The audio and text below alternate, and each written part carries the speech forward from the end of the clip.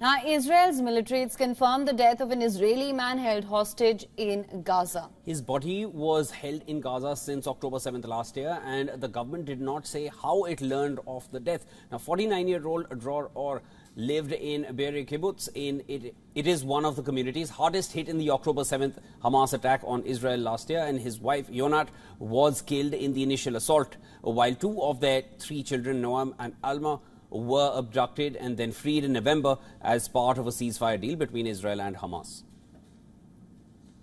Now, Dror Or's death was announced as mediators. Qatar, the United States and Egypt are waiting for Hamas's response to a new proposal for a ceasefire and hostage release.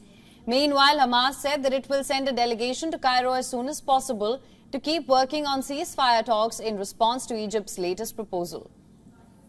On the other hand, families of Israeli hostages held a protest in Tel Aviv, stepping up pressure on the government to reach a deal with Hamas. The protest was held outside Defense Ministry headquarters, where Israeli war cabinet ministers were meeting.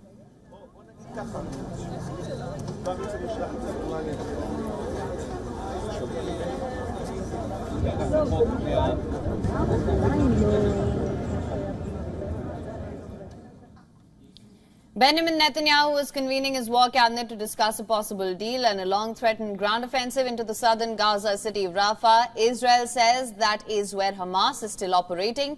Over 1 million Palestinians have found refuge during the war in this region. Meanwhile, the Islamic resistance in Iraq launched multiple attacks on Israel using cruise missiles, and the attack was carried out with multiple Arqub-type cruise missiles and targeted the Israeli city of Tel Aviv for the first time. Israel has not publicly commented on the attacks claimed by Iraqi armed groups. On the other hand, Syria's defense ministry said that 8 soldiers had been injured in Israeli airstrikes near Damascus. The Syrian Observatory for Human Rights War Monitor said that Israel struck a government building in the Damascus countryside that has been used by Lebanon's Iran-backed Hezbollah group since 2014.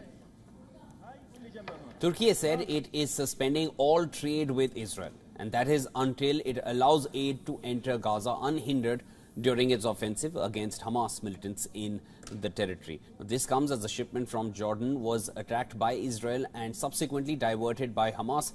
The U.S. has called on both Israel and Hamas to ensure that aid bound for civilians in Gaza is not disrupted.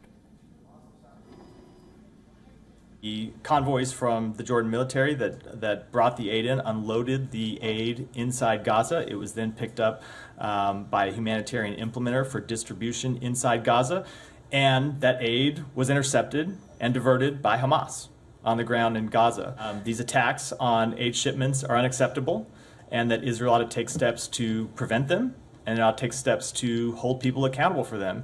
And I will tell you, we were glad to hear that Israel yesterday arrested 3 of the people involved in the attacks on this convoy.